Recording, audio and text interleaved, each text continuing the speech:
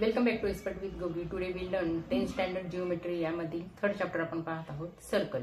आज या व्हिडिओमध्ये आपण प्रॅक्टिस सेट 3.1 चा सेकंड पार्ट पाहणार आहोत आणि यामध्ये क्वेश्चन 2, क्वेश्चन 3 आणि क्वेश्चन 4 यांचे सोल्युशन पाहणार आहोत. ओके, पार्ट 1 मध्ये all basics of the circle and first question solve केलेला आहे. त्यामध्ये 4 सब क्वेश्चन होते, त्यांचं सोल्युशन त्यामध्ये आहे. तर त्याची लिंक मी डिस्क्रिप्शन बॉक्समध्ये दिलेली आहे, ती तुम्ही फॉलो करू शकता. ओके, त्यानंतरच या क्वेश्चन पासून सुरुवात करा. सेकंड क्वेश्चन दिलाय आपल्याला इथे. In the adjoining figure, O is the center of the circle. From point R, segment RM and segment RN are tangent segments touching the circle at M and N. If OR is equal to 10 cm and radius of the circle is 5 cm, then find out. First आहे त्यामध्ये what is the length of each tangent segment, what is the measure of angle MRO आणि what is the measures of angle MRN. यामधील first question आपण पहिले पाहणार आहोत. What is the length of each tangent segment. दिलेल्या figure मध्ये सर्कलचा centre आपल्याला दिलेला आहे O आणि पॉइंट R पासून सेगमेंट RM आणि RN. ओके, म्हणजे या 2 सेगमेंट्स आहेत, त्या टँगेंट सेगमेंट आहेत. जर OR ची लेंथ 10 सेंटीमीटर असेल आणि सर्कलची रेडियस ही 5 सेंटीमीटर असेल. आता इथे रेडियस फक्त रिटर्न मध्ये दिलेली आहे, फिगर मध्ये काढून दिलेली नव्हती. तर पहिल्यांदा मी ती जॉईन करून घेतलेली आहे OM आणि ON. त्यामुळे इथे रेडियस तयार झालेली आहे OM ON 5 सेंटीमीटर. या दिलेल्या माहितीवरून या क्वेश्चन मध्ये दिलेले 3 सब क्वेश्चन्स आहेत, त्यांचा आन्सर फाइंड आउट करा. आता इथे 3 क्वेश्चन दिलेले आहेत. यातील फर्स्ट क्वेश्चन आपण पाहणार आहोत. What is the length of each tangent segment. Okay, म्हणजे RN आणि RM या ज्या 2 टँगेंट सेगमेंट आहेत त्यांची लेंथ आपल्याला फाइंड आउट करायची आहे.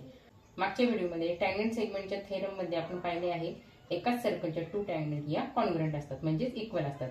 म्हणजेच इथे RM किंवा RN या दोन्ही सेगमेंट कॉन्ग्रुएंट आहेत. त्यापैकी फक्त एकाच टँगेंट सेगमेंटची लेंथ आपल्याला फाइंड आउट करायची आहे. एक टँगेंट सेगमेंटची लेंथ फाइंड आउट केल्यानंतर त्यावरून टँगेंट सेगमेंटच्या थेरम नुसार दुसरे टँगेंट सेगमेंटची लेंथ सुद्धा आपण इक्वल आहे हे दाखवू शकतो. ओके, या फिगर मध्ये 2 ट्रायंगल बनलेले आहेत बघा, हा एक ट्रायंगल आणि हा एक ट्रायंगल. त्या ट्रायंगलचा विचार करून RM परपेंडिक्युलर OM म्हणजे RM परपेंडिक्युलर OM रेडियस आणि दुसरी गोष्ट म्हणजे RN परपेंडिक्युलर रेडियस OM हे दाखवते, कारण टँगेंट सेगमेंट ही रेडियस वरती परपेंडिक्युलर असतात. ओके, आता याचं सोल्युशन कसं पाहायचंय, आपल्याला टँगेंट थेरमची लेंथ फाइंड आउट करायची आहे. त्यामुळे या दोन्ही ट्रायंगलचा पहिल्यांदा विचार करायचा आहे. व सोल्युशन मध्ये आपल्याला हे दाखवायचं आहे. इन ट्रायंगल OMR हा एक ट्रायंगल घेऊ आणि दुसरा ट्रायंगल होईल ONR. ओके, यामध्ये आता पहिल्या ट्रायंगल मध्ये बघा RM परपेंडिक्युलर OM होईल. मी इथे म्हणू RM परपेंडिक्युलर OM आणि दुसऱ्या ट्रायंगल मध्ये RN परपेंडिक्युलर ON होईल. आता 2 ट्रायंगल एकदम विचारात घेतलेले आहेत, त्यामुळे इथे रिस्पेक्टिव्हली लिहायला विसरायचं नाही. ओके, म्हणजे ही गोष्ट या ट्रायंगलच्या बाबतीत आहे, ही गोष्ट या ट्रायंगलच्या बाबतीत आहे. त्यामुळे इथे टँगेंट थेरम नुसार जर का हे दोन्हीही एकमेकांना परपेंडिक्युलर आहेत, म्हणजे RM परपेंडिक्युलर OM आहे, म्हणजे इथे 90 डिग्री अँगल तयार होत आहे. त्याचप्रमाणे RN परपेंडिक्युलर OM आहे, म्हणजे इथे 90 डिग्री अँगल तयार होत आहे. त्यामुळे इथे म्हणूया therefore angle OMR is equal to 90 degree and angle ONR is equal to 90 degree. Okay, इथं कोणती थेरी यूज केली तर tangent theorem, from the tangent theorem. Okay, आता या दोन्ही ट्रायंगल पैकी कोणत्याही एकाच ट्रायंगलचा आपल्याला विचार करायचा आहे. मी फर्स्ट ट्रायंगल जो आहे ट्रायंगल OMR याचा विचार करते. यामध्ये रेडियस आहे OM. ओके, ती दिलेली आहे 5 सेंटीमीटर. आणि आता हा ट्रायंगल जर का 90 डिग्रीचा आहे, म्हणजे हा राईट अँगल ट्रायंगल तयार होत आहे. OR या ट्रायंगलचा हायपोटेन्यूज आहे. ओके, आणि हायपोटेन्यूज OR आपल्याला दिलेले आहे 10 सेंटीमीटर. या माहितीवरून आपण RM सहज फाइंड आउट करू शकतो with the help of the Pythagoras theorem. In triangle OMR angle OMR is given 90 degree, इथे म्हणू टँजंट थेरम.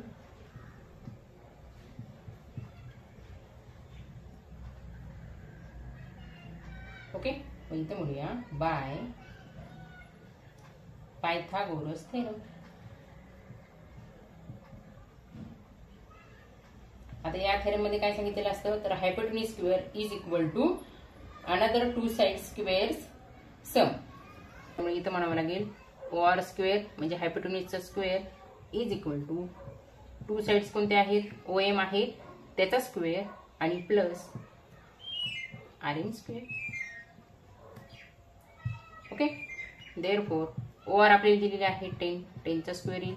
OM पण दिलेली आहे 5 त्याचा स्क्वेअर प्लस RM स्क्वेअर. आता हे सॉल्व करू. देअरफॉर 10चा स्क्वेअर 100 इज इक्वल टू 5चा square 25 plus RM square. Therefore 100 minus 25 is equal to RM square. Therefore 100 minus 25 75 is equal to RM square. आपल्याला फक्त RM फाइंड आउट करायला सांगितलेले आहे, RM स्क्वेअर नाही. ओके, मग आता इथं RM फक्त राहण्यासाठी इथला स्क्वेअर कॅन्सल करावा लागेल आणि स्क्वेअर कॅन्सल करण्यासाठी दोन्ही साइड्स आपल्याला स्क्वेअर रूट मध्ये घ्यावे लागतील. ओके, मी इथं म्हणू now taking square root of both the sides.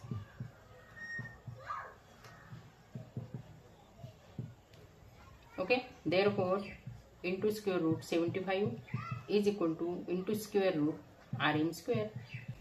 आता RM स्क्वेअरचा स्क्वेअर रूट म्हणजेच काय तर इथला स्क्वेअर रूट कॅन्सल होतो आणि इथला स्क्वेअर कॅन्सल होतो म्हणजे इथे फक्त राहिला RM.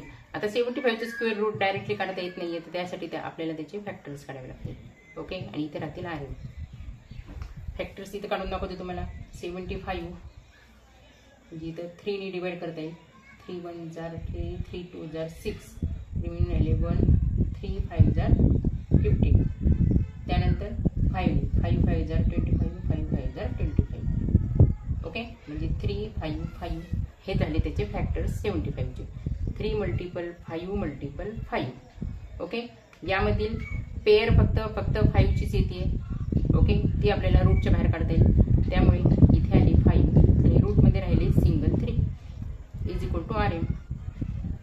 म्हणजेच काय तर that is RM is equal to 5 root 3. आता इथे सर्व लेंथची जी आपल्याला युनिट दिलेली आहे ती सेंटीमीटर मध्ये दिलेली आहे. त्यामुळे हे आन्सर जे आलेले आहे ते सुद्धा सेंटीमीटर मध्ये आलेले आहे. आणि RM काय आहे तर टँजंट सेगमेंट आहे आणि इथं क्वेश्चन मध्ये आपल्याला तेच विचारलेलं आहे. मग इथे आपल्याला काय दाखवता येईल दोन्ही टँजंटची आपल्याला लेंथ फाइंड आउट करायला सांगितलेली आहे. पण इथे आपल्याला असं म्हणता येईल but RM is equal to RN. Okay, कारण की या दोन्ही कॉन्ग्रुएंट असतात, इक्वल असतात by tangent segment theorem. Tangent segment theorem. Okay, हे ब्रॅकेट मध्ये लिहायला बिलकुल विसरायचं नाही, नाहीतर हाफ मार्क्स तुमचा कट होऊ शकतो. ओके, मग हे दोन इक्वल आहेत म्हणजे ह्यांची लेंथ किती आहे. Therefore RM is equal to RN is equal to 5 root 3 centimetre. Okay, म्हणजे जिथं आपण हे फाइंड आउट केलेलं आहे ते. ओके, क्वेश्चन मध्ये जे विचारलेलं आहे त्याच लँग्वेज मध्ये इथे आन्सर आपल्याला लिहायचं आहे. इथे विचारलेलं आहे find the length of the tangent segment. त्यामुळे इथं म्हणू therefore length of each tangent segment is 5 root 3 centimetre. Okay, आता यामधील सब क्वेश्चन सेकंड पाहूया. Question 2 what is the measure of angle MRO. म्हणजे MRO इथली मेजर्स किती आहे ते आपल्याला फाइंड आउट करायचं आहे. आता इथे आपल्याला काय काय इन्फॉर्मेशन दिसत आहे तर इथला अँगल 90 डिग्रीज आहे म्हणजे हा जो ट्रायंगल आहे तो राईट अँगल ट्रायंगल आहे. याबरोबरच इथली साइड माहित आहे 5 सेंटीमीटर आणि आता हा राईट अँगल ट्रायंगल आहे म्हणजे हायपोटेन्यूज जो आहे OR त्याची लेंथ आपल्याला दिलेली आहे 10 सेंटीमीटर. मग जर का हा 10 सेंटीमीटर आहे तर दुसरी साईड जी आहे OM ती आपल्याला 5 सेंटीमीटर दिलेली आहे, म्हणजे 10 ची निम्मी 5 सेंटीमीटर आहे. ओके, मग इथे या गोष्टीचा आपल्याला उपयोग करून घेता येईल का? For the find out the measures of the angle MRO, तर नक्कीच करता येईल. मागच्या चॅप्टरमध्ये आपण पायथागोरसची 30 डिग्री 60 डिग्री 90 डिग्री थेरम शिकलो होतो. त्यात आपण काय पाहिलं होतं, तर 30 डिग्री अँगल समोरील साईड ही हायपोटेन्युसच्या निम्मी असते. ट्रायंगल OMR मध्ये OR ची लेंथ दिलेली आहे 10 सेंटीमीटर आणि OM ची लेंथ दिलेली आहे 5 सेंटीमीटर, म्हणजेच हायपोटेन्युसच्या निम्मी म्हणजेच हायपोटेन्युसच्या हाफ इथे दिलेली आहे. त्यामुळे अँगल ORM हा झाला 30 डिग्रीचा. ओके, म्हणजे आन्सर राईट डाऊन कसे करायचे ते मात्र नीट इथं शिकून घ्या. आन्सर एकदम सोपं आहे, ते आपण आत्ताच ओरली सॉल्व्ह केलं, पण आन्सर इथं राईट डाऊन कसं करायचं याला फार महत्व आहे, कारण की तुम्ही जसं राईट डाऊन करणार आहात त्यालाच तुम्हाला मार्क्स मिळणार आहे.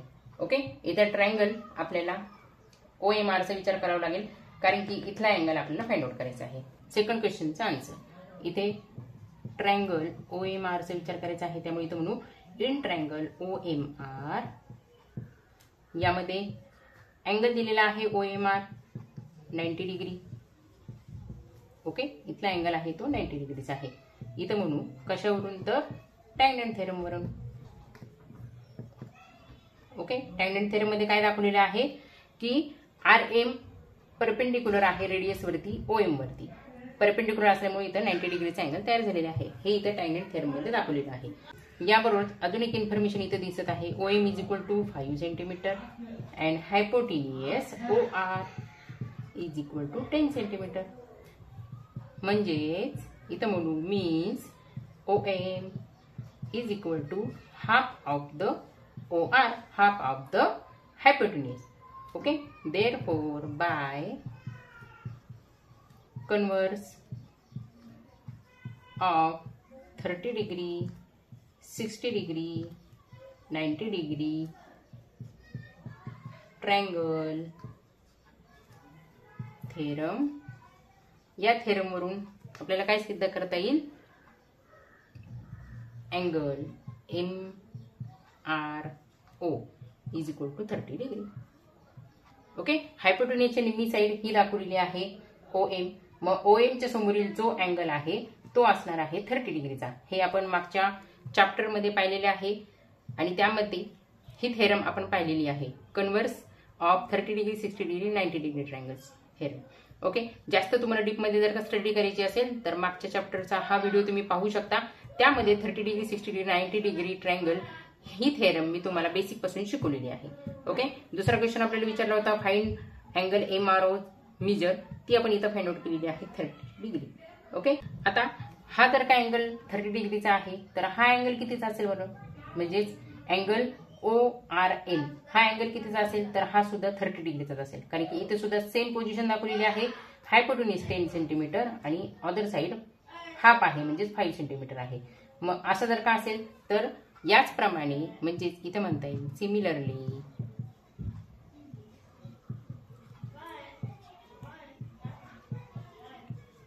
Angle NRO is equal to also 30 degree. Okay, जे क्वेश्चन मध्ये विचारलं होतं ते फक्त एवढंच होतं, पण हा पण अँगल 30 डिग्रीचा आहे. मी हे दाखवून दिलं कारण की पुढचा सब क्वेश्चन जो दिलेला आहे थर्ड, त्यामध्ये अँगल NRO 30 डिग्री आहे, याचा आपल्याला फायदा होणार आहे.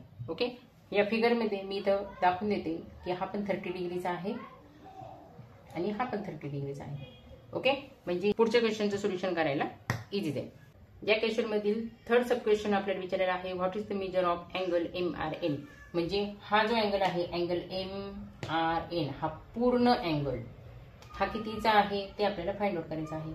आता इथं मी इन्फॉर्मेशन साठी लिहिलेली आहे, त्यावरून तुम्ही डायरेक्ट ओरली सांगताल की हा 60 डिग्रीचा आहे. तुमचा आन्सर अगदी बरोबर आहे, पण याला मार्क मिळणार नाही कारण की तुम्ही ओरली सांगताय. आपल्याला रिटर्न लिहायचं आहे म्हणजे एक्झामिनर कन्फ्युज होणार नाही. ओके, मग इथं आपल्याला कसं आन्सर लिहिता येईल तर इथे लिहूया हियर थर्ड क्वेश्चनचा answer. Okay, here angle MRN is equal to angle MRO plus angle NRO. बरोबर की नाही, म्हणजे हा अँगल प्लस हा angle is equal to angle MRN. हे कशावरून दाखवत आहोत आपण तर angle addition postulate. Therefore angle MRN is equal to, या दोन्ही अँगलची मेजर्स किती आहे 30 डिग्री 30 डिग्री, त्यामुळे 30 degree plus 30 degree. Therefore angle MRN is equal to 60 degree. आणि हेच क्वेश्चन मध्ये आपल्याला फाइंड आउट करायला सांगितलं, what is the measure of angle MRN is equal to 60 degree. Okay, next question पाहूया. Question 3.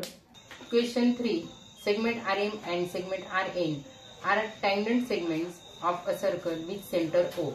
Prove that segment OR bisects angle MRN as well as angle MON. आता या question मध्ये RM आणि RN हे tangent segment आहेत. यावरून segment OR bisect आहे या दोन्ही अँगलचा, म्हणजे अँगल MRN आणि अँगल MON यांचा बायसेक्ट आहे OR. हे आपल्याला प्रूव्ह करायचं आहे. आता हे प्रूव्ह करण्यासाठी आपल्याला बायसेक्टरची प्रॉपर्टी माहित असणे फार गरजेचे आहे. बायसेक्टरचे काम काय आहे तर एका अँगलचे 2 इक्वल पार्ट्स मध्ये कन्व्हर्टिंग करण्याचे काम बायसेक्टर करतो. म्हणजेच इथे अँगल MRN म्हणजे हा जो मोठा अँगल आहे आणि अँगल MON हा एक अँगल, याचा बायसेक्टर OR आहे. हे प्रूव्ह करण्यासाठी अँगल MRO आणि अँगल NRO हे कॉन्ग्रुएंट आहेत हे दाखवावे लागतील. तसेच या अँगलचा सुद्धा OR बायसेक्टर आहे. हे प्रूव्ह करण्यासाठी अँगल MOR कॉन्ग्रुएंट आहे अँगल NOR याबरोबर हे दाखवावे लागेल.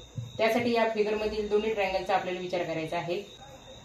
Answer, in triangle RMO and in triangle RNO. Okay, यामध्ये काय काय इन्फॉर्मेशन आहे ती पहिले इथे दाखवायची आहे. आता यामध्ये बघा, अँगल RMO जो आहे म्हणजे हा अँगल आणि अँगल RNO म्हणजे हा अँगल, हे दोन्हीही इक्वल आहेत. कारण की इथे टँजंट थेरमचा जर का विचार केला तर दोन्ही ही अँगल इक्वल आहेत, कारण की हे दोन्हीही 90 डिग्रीचे आहेत. ओके, टँजंट थेरम नुसार MR OM ला परपेंडिक्युलर आहे आणि NR ON ला परपेंडिक्युलर आहे. त्यामुळे इथे 90 डिग्रीचे अँगल तयार झालेले आहेत. त्यामुळे हे दोन्ही अँगल एकमेकांना कॉन्ग्रुएंट आहेत, म्हणजेच इक्वल आहेत. मग इथे आपल्याला म्हणता येईल angle RMO is equal to angle RNO आणि या दोघांची मेजर आहे 90 डिग्री बाय टँजंट थेरम.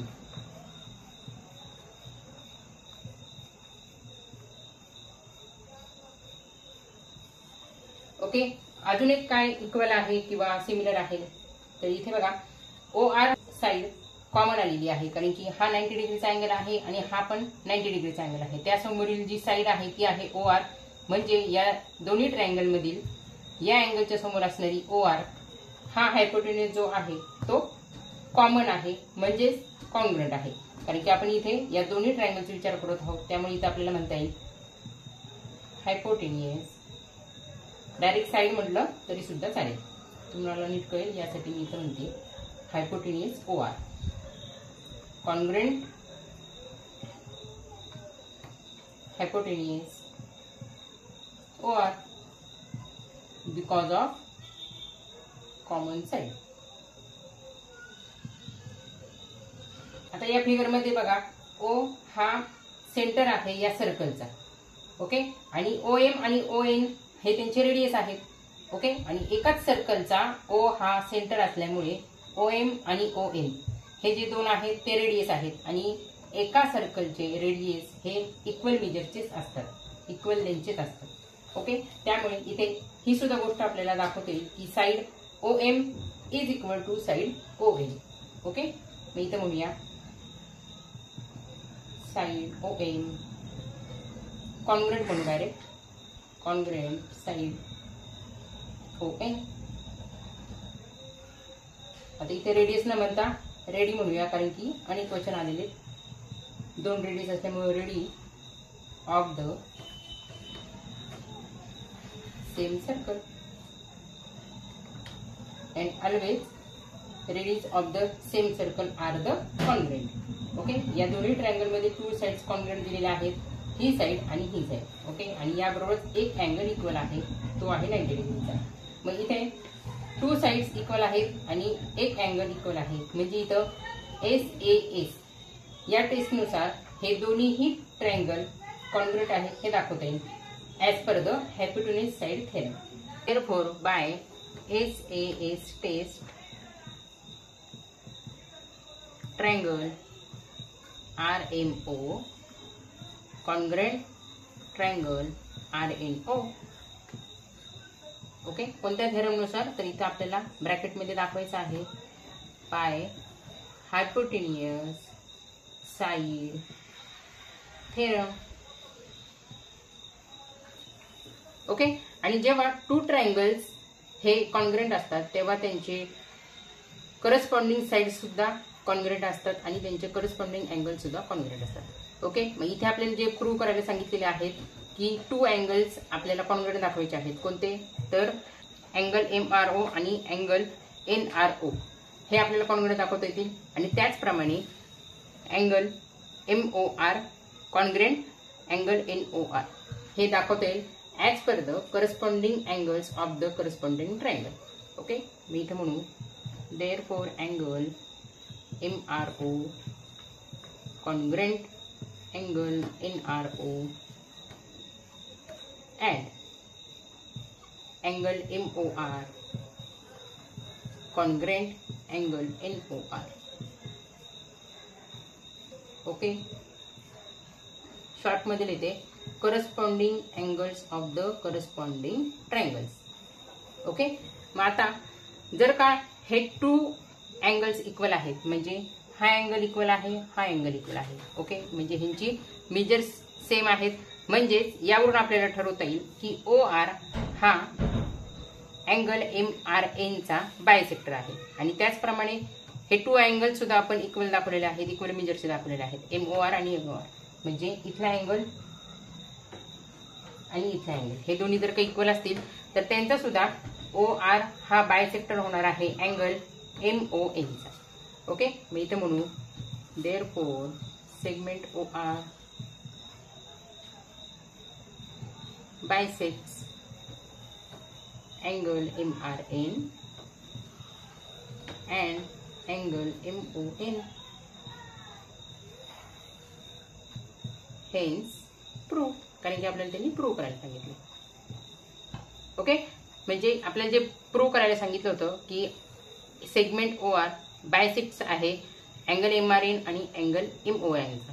त्यासाठी आपल्याला काय करावं लागलं तर आपल्याला पहिल्यांदा हे टू अँगल्स कॉन्ग्रुएंट आहेत हे दाखवावे लागले. कशावरून? तर as per the SAS test. Okay, इथं ऑलरेडी 90 डिग्रीचे अँगल झालेले आहेत परपेंडिक्युलरमुळे आणि याचबरोबर हायपोटेन्यूज कॉमन आल्यामुळं आपल्याला कॉमन साइड म्हणून ते सुद्धा कॉन्ग्रुएंट दाखवता आले.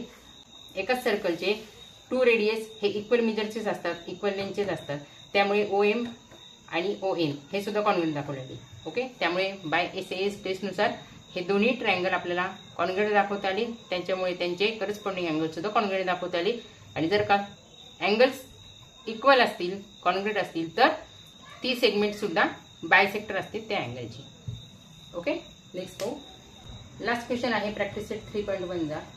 Question 4, what is the distance between to parallel triangles of a circle having radius 4.5 cm and justify your answer. Okay, म्हणजे टू पॅरलल ट्रायंगल दिलेली आहे तर दोन्ही ट्रायंगल मधील डिस्टन्स किती आहे हे आपल्याला फाइंड आउट करायला सांगितलेलं आहे. क्वेश्चन मध्ये आपल्याला फिगर दिली नाहीये, आपण पहिले फिगर काढून घ्या. अशा प्रकारे मी फिगर काढून घेतलेली आहे. यामध्ये टू ट्रायंगल पॅरलल दिलेले आहेत, यामध्ये लाईन L आणि लाईन M मी दोन्ही पॅरलल काढून घेतलेली आहे आणि सर्कलचा सेंटर घेतलेला आहे O. लाईन L सर्कलला जिथे इंटरसेक्ट होत आहे त्या पॉइंटला A नाव दिले आणि लाईन M सर्कलला जिथे इंटरसेक्ट होत आहे त्या पॉइंटला B नाव दिलेले आहे. आता यामध्ये अजून एक इन्फॉर्मेशन आपल्याला दिलेली आहे, रेडियसची लेंथ दिलेली आहे 4.5 सेंटीमीटर. ओके, म्हणजे ही झाली 4.5 सेंटीमीटर OB आणि OA सुद्धा झाला 4.5 सेंटीमीटर. ओके, आता या दोन टॅंजेंट सेगमेंट मधील डिस्टन्स किती आहे, म्हणजेच आता इथे लक्षात येत असेल तुमच्या फिगरवरनं की A पासून B पॉइंट पर्यंत जर का आपण कॅल्क्युलेट केलं तर तेवढं डिस्टन्स L आणि M मध्ये आहे. ओके, म्हणजेच 4.5 प्लस 4.5 आन्सर आलं 9 सेंटीमीटर. हे आन्सर तुमचं बरोबर आहे, पण आपल्याला इथं क्वेश्चनमध्ये जस्टिफाय युअर आन्सर करायला सांगितलेलं आहे. ओके, म्हणजे डायरेक्ट एवढंच उत्तर लिहून आपल्याला फुल मार्क्स मिळणार नाही. तर त्यासाठी आपण काय काय कन्सिडर केलेलं आहे ते इथं व्यवस्थित एक्झामिनरला दाखवावं लागेल. ओके, आणि त्यावरून कोणकोणते लॉजिक इथं वापरलेले आहेत सिद्ध करण्यासाठी ते पण इथं दाखवावं लागेल. ओके, आता यासाठी पहिल्यांदा लाईन एल आणि लाईन एम पॅरलल टँजंट घेतलेले आहे at point A and at point B. हे आपल्याला इथं दाखवायचं आहे. ओके, मग पहिल्यांदा लिहूया let line L and line M are parallel tangent at point. आता एल लाईन आहे ती सर्कलला ए पॉइंटला इंटरसेक्ट होत आहे म्हणून at point A and point. दुसरी लाईन आहे एम ती पॉइंट बी ला इंटरसेक्ट होत आहे. त्यामुळे इथं रिस्पेक्टिव्हली लिहायला विसरायचे नाही. रिस्पेक्टिव्हली. ओके, आता या फिगरवरून दोन्ही टँजंटमध्ये डिस्टन्स म्हणजेच पॉईंट ए पासून पॉईंट बी पर्यंत फाइंड आउट करावं लागणार आहे, कारण दोन्ही टँजंटमध्ये डिस्टन्स हे ए बी इतकेच असणार आहे. ओके, म्हणजेच distance of A B is equal to what असा आपल्या समोर एक क्वेश्चन आहे. ओके, मग line L parallel line M आहे, पहिल्यांदा ते राईट डाऊन करून घेऊ. Line L parallel line M हे आपल्याला क्वेश्चन मध्ये दिलेलं आहे, त्यामुळे इथं म्हणूया गिवन. आणि ही जी इन्फॉर्मेशन आहे त्याला आपण 1 नंबर देऊ. ओके, आणि हे कशावरून आहे तर बाय टँजंट थेरम. ओके, कारण की आपल्याला हे सांगितलेले आहेत की ह्या 2 लाईन्स टँजंट सेगमेंट आहेत. याबरोबरच लाईन एल परपेंडिक्युलर आहे लाईन ओ ए ला बाय टँजंट थेरम. त्याचप्रमाणे लाईन एम सुद्धा सेगमेंट ओबी ला. ओके, मग हे पण इथं क्लिअर करू. Line L perpendicular segment O A and line M perpendicular segment OB. Okay, by tangent theorem.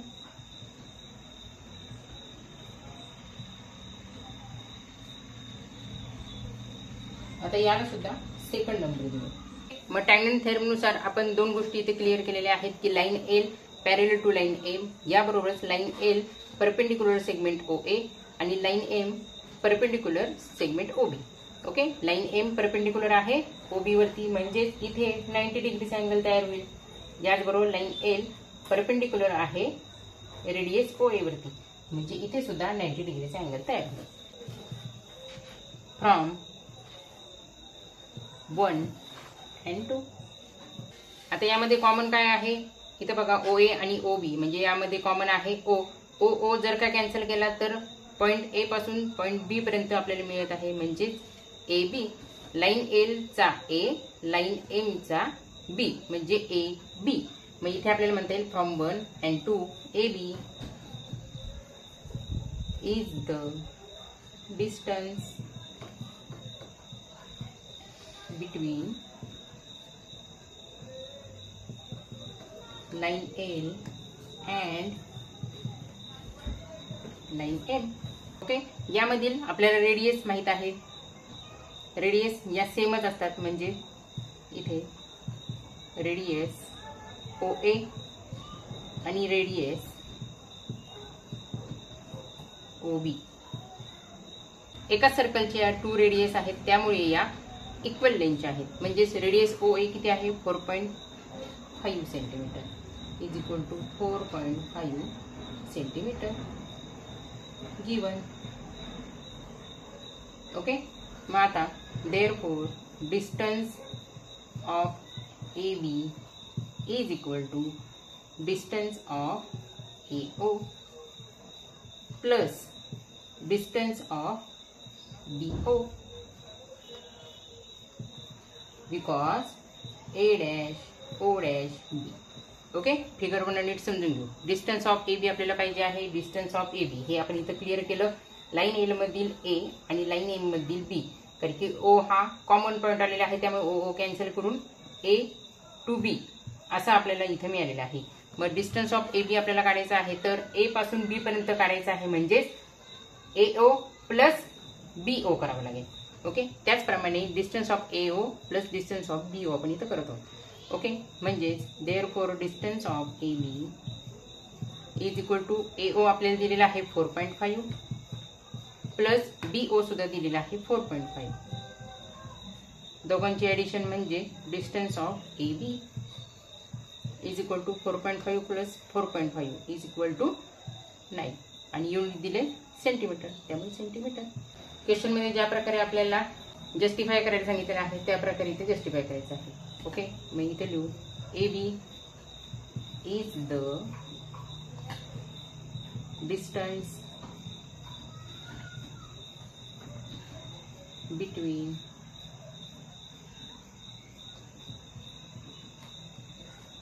To parallel line म्हणण्यापेक्षा इथं टँगनेट म्हणायचं, कारण की आपल्याला टँगनेट हा शब्द दिलाय. Tangent line L and line M. Okay, म्हणजे ए बी हे काय आहे तर distance between two parallel tangent आहे. ओके, देअरफॉर ए बी आता आपण फाइंड आउट केला 9 centimetre. Okay, therefore distance between